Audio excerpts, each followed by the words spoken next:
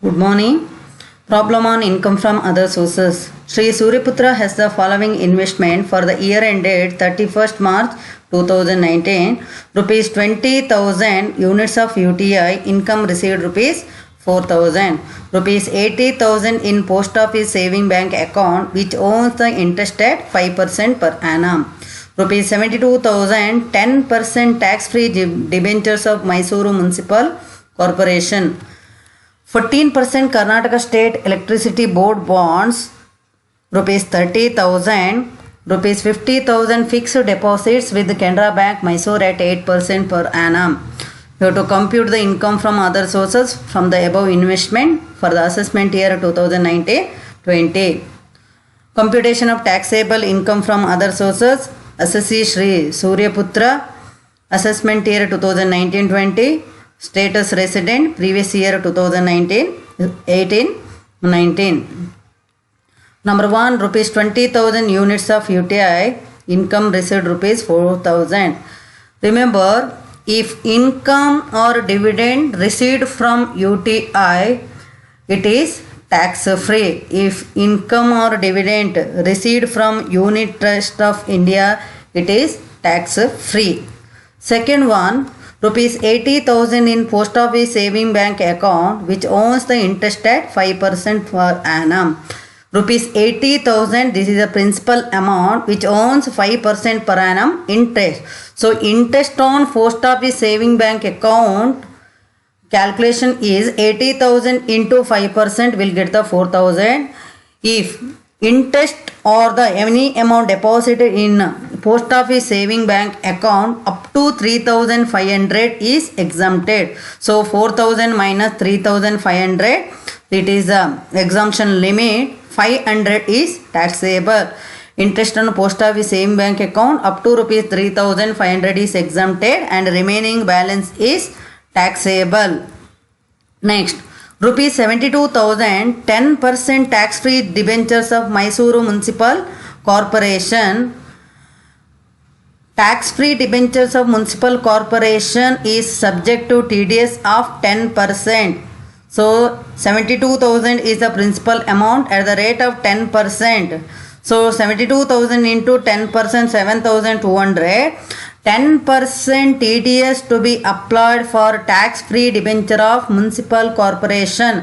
So this is the net amount we have to gross up. Gross up amount is equal to interest on debenture divided by 100 minus TDS into 100. So here interest is 7,200. TDS, as I said, it is subject to 10%. 100 minus 10, 7,200 divided by 90 into 100. So 8,000 is 10% tax free debenture interest from Mysuru Municipal Corporation. Next one, 14% Karnataka State Electricity Board bond, rupees 30,000. So 14% is the interest, 30,000 is the principal amount. 30,000 into 14%, 4,200. So 4,200 is directly taxable, no subject to TDS, because here they not mentioned the Karnataka State Electricity Board bond is tax free or taxless. If they mention tax free or taxless, then we have to apply the TDS, but here nothing mentioned, so it is directly taxable. Next one, rupees 50,000 fixed deposit with Canara Bank Mysore at 8% per annum. So 50,000 deposited with the Canara Bank Mysore at 8% per annum. So 50,000 into 8%, 4,000 is the rate of interest amount. The amount of interest on fixed deposit is less than rupees 10,000, hence no TDS is applicable. Remember student, interest on fixed deposit more than 10,000 is subject to TDS, but here interest on deposit less than 10,000, that is 4,000. So it is not a subject to TDS. So 4,000 directly taxable. Therefore total taxable income from capital gain by adding all, it is the income which is received by Suryaputra in the previous year where he going to pay the tax in the assessment year 2019 20, rupees 16,700. Here no exemption can be claimed, no information regarding expenses. Next question. Mr. Ranjit gives the following information of his income from the previous year 2018-19. Compute taxable income from other sources. Number 1, dividend on equity shares of domestic company, gross amount given rupees 12 lakh. Income from undisclosed sources rupees 7,000. Income from letting on hire of building and machinery under lease rupees 30,000. Interest on bank deposit rupees 3,200. Income received from ground rent rupees 6,000. Director sitting fees rupees 4,000. Gift received rupees 80,000 as a gift from his friend Mr. Keshav. Received rupees 1 lakh as a gift from his elder brother. Received rupees 1,40,000 as a gift on his marriage. Received a gift of house property from his grandmother rupees 40 lakh. Following are the deduction which are claimed by him. Number 1, depreciation allowed on building and machinery rupees 2,000. This is the information of hire of building, remember. Second one, fire insurance on building and plant and machinery rupees 250. This is the question. Will compute taxable income from other sources. Assessee Mr. Ranjit. Resident. Assessment year 1920. Previous year 1890. Dividend on equity share from domestic company which is given in the problem, that is amount is 12 lakh. Remember student, dividend received from Indian company.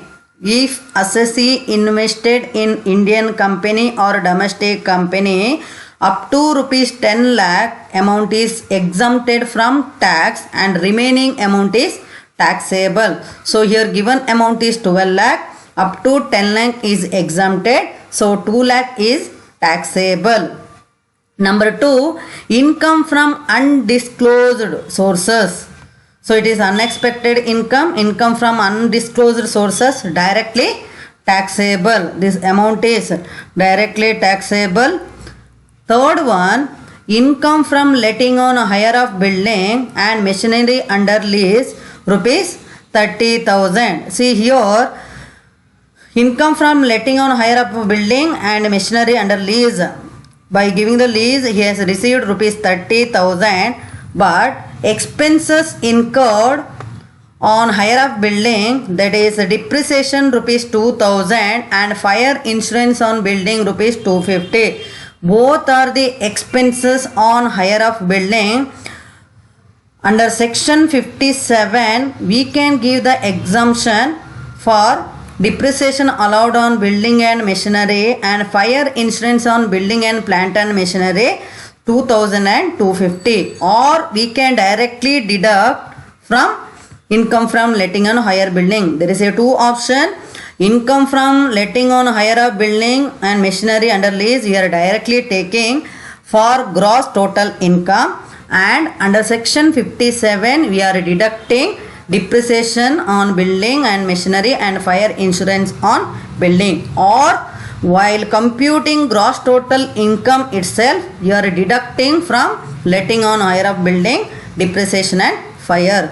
Any method can be followed. So amount is 27,750. Next, interest on bank deposit 3,200, directly taxable. Here they not mentioned either it is a saving bank deposit or fixed deposit interest. Nothing mentioned, so it is directly taxable. Income received from ground rent, it is also directly taxable. Director sitting fees is received. Director sitting fees received is the income from other sources.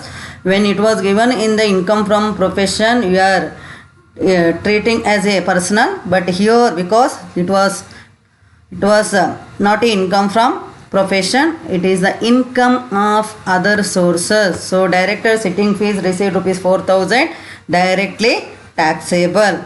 Next, winning from lottery, here net amount given 7,000. Remember student, winning from lottery, if amount is more than 10,000, it is subject to TDS, but if they mentioned in the problem net amount less than 10,000 also subject to TDS. If net amount given in the problem even less than rupees 10,000 is subject to TDS. So gross winning, we require the gross winning. They are given net winning. So gross winning is equal to, remember, if net amount given in the problem, you have to gross of less than 10,000 amount also.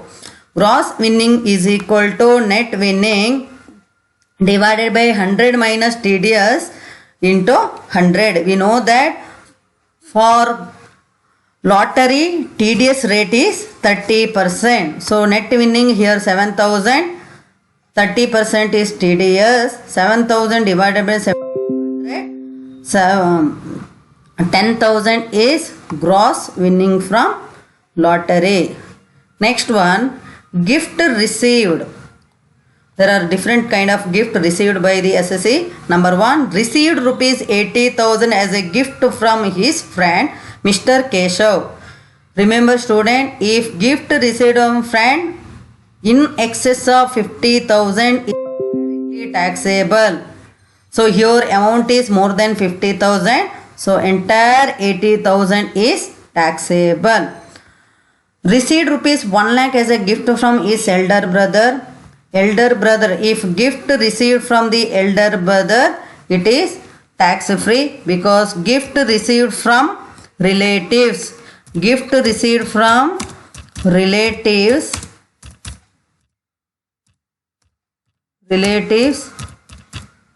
Gift from relatives, tax free. Next, received rupees 1,40,000 as a gift on his marriage. If the gift received from marriage time also tax free. Received a gift of house property from his grandmother, rupees 40 lakh. Grandmother comes under relatives. So gift received from grandmother also tax free. So gross total income 3,37,950 for Mr. Ranjit. Exemption we are already claimed. There were the 2 points regarding the exemption under section 57, that is the depreciation on building and fire insurance building. Both points you are already deducted directly from income from letting on hire of building. Again no need of deducting. So taxable income from other sources 3,37,950.